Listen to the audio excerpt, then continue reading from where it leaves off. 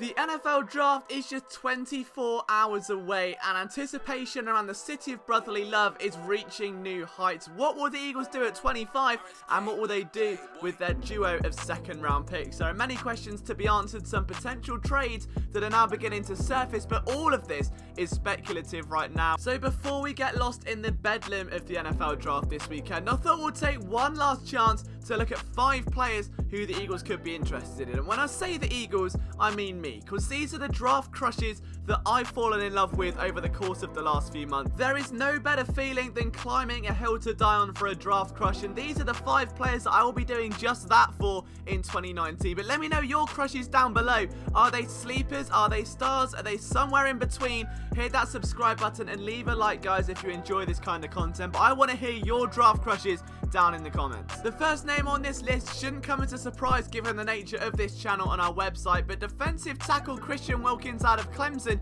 was a man you just couldn't help but develop a soft spot for. In terms of defensive tackles, I feel like the boom or bust potential is always a little bit riskier, but with Wilkins it's minimal. He's got the burst, athleticism and just sheer explosiveness to compensate for that lack of length that is so bizarrely criticised. Not only that, but he possesses a strong arsenal of pass rush moves, plays relentlessly and shoots gaps with a thunderous presence. With 14 sacks, 16 quarterback hits and 40 pressures in his last 2 seasons at the highest collegiate level, he's already proven he's got the NFL technique nailed down to a T. He keeps his pad level low, he plays with enough agility to make an impact outside of his allotted zone, and he never takes a play off with an unrelenting motor. He would just be fierce in this Philadelphia Eagles 4-3 defense. Now, that's not to say he won't succeed elsewhere. He's certainly a trade-up target for this team, but Treyvion Williams may be one of the most NFL-ready defensive tackles in this year's draft, and you know whether it's a starter right away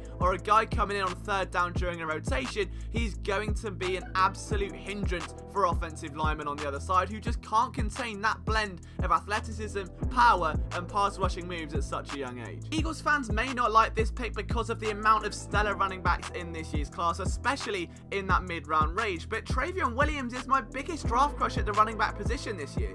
There's nothing in his game that I dislike. He just wants to move the chains no matter what it takes. He bounces off contact like it's nothing, goes 0 to 100 exceptionally quickly, which means for that scheme specifically, he can get to the outside, which is crucial for what the Eagles need in someone turning the corner. If there is a defender chasing him down, there just appears to be this second win where he can flick on the afterburners in a moment's notice. He's effective as both a runner and a receiver, and in such a tricky conference, Williams has all the tools that the Eagles or any NFL team could be looking for. He's not a hard-cut guy, and a poor showing at the NFL Combine certainly raised question marks. However, I feel that his poise, decision-making and sheer will that you can see when running north and south override all of that. Williams isn't flashy, and he doesn't have to be. At the end of the day, we're talking about a running back that averaged 6.5 yards per carry in the SEC last year and scored 18 rushing touchdowns, along with averaging 10.3 yards per reception. The guy can do it all. He may not blow you away on film, he may not be as explosive as Darrell Henderson, but if you miss on those guys in the 2nd round, this is a perfect insurance policy. And if we're talking about the Eagles specifically, I think there is no questioning he can immediately replace Wendell Smallwood.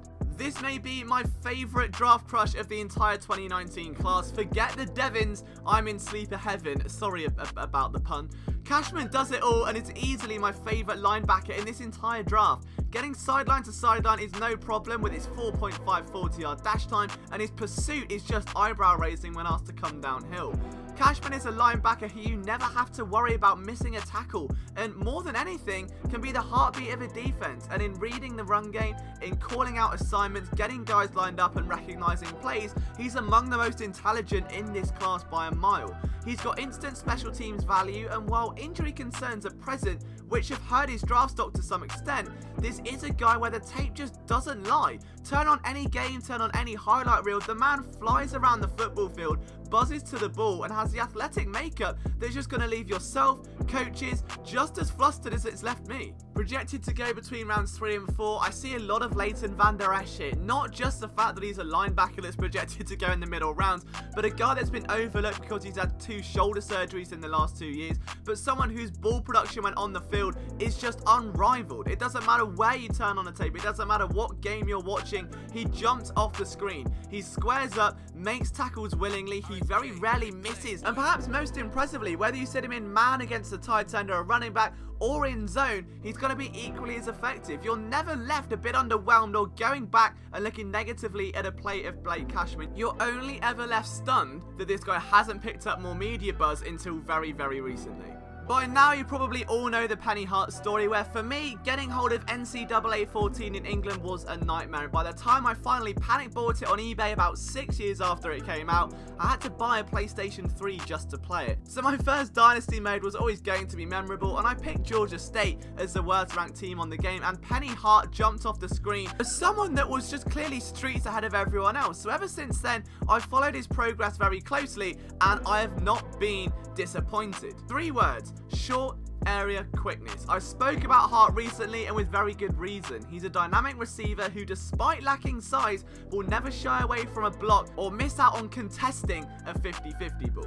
Fluent in his movements, he runs very crisp routes, and the downsides are going to be obviously the level of competition. His size and his measurables weren't exactly fantastic at the Senior Bowl and beyond. But Hart can turn on the afterburners in a heartbeat and becomes incredibly difficult to bring down once the ball is in his hands. He reminds me of a much quicker version of Paul Turner, who became this preseason legend for the Eagles in the slot. Getting separation in man coverage is an issue at the line, but as soon as he's being used in space, good luck stopping it. And the Eagles love using receivers on sweeps and screens and that sort of thing recently, so it may well be that Penny Hart becomes this gadget player that can learn under Nelson Aguilar for a year and really thrive. And I'm just really intrigued to see how teams use him at the next level. He's also got special teams value. He had over 25 combined returns during his career at Georgia State, and that in itself could be a monumental difference between making a roster and landing on a practice squad. So I'm pulling for Penny Hart, half because of my NCAA memories and half because I think the guy has just got a very underrated skill set,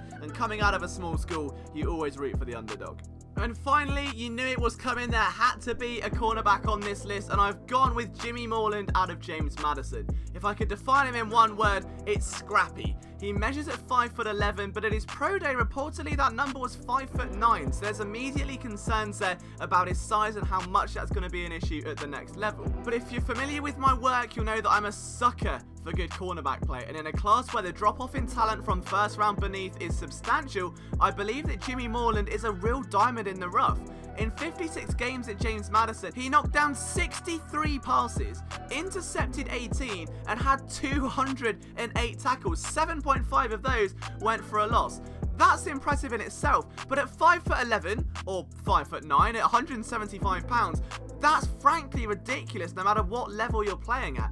This is a scrappy corner. He's aggressive. He likes to get chippy. I was talking to former NFL defensive back Eric Crocker, who came onto our podcast recently, who said that he's never seen a cornerback during that East-West Shrine game chirp at other players, that barks a lot. He always gets in the receiver's face, no matter who it is, no matter how big they are, no matter what prestige they are, he's gonna chirp. He presses hard at the line of scrimmage, gives more than a bump at the best of times, which could hurt at the next level. And you know what? Size may well become a factor. It may hold his ceiling down substantially, but you're going to get a terrific special teams guy who's always going to go flying in head first to make a tackle, that's going to give it all on every single play, and has got the attitude and the swagger to play the position, not to mention the ball skills of a wide receiver, which frankly speak for themselves. If you want a project defensive back and you're happy playing a lot of press coverage, then Jimmy Moreland is a perfect diamond in the rough for your team, and I'll happily stalk his production at the next level, because I really feel like this guy has got something special. He doesn't end up in the NFL, failing that the XFL or the CFL. He's just got too much ball production talent to be ignored, and the tape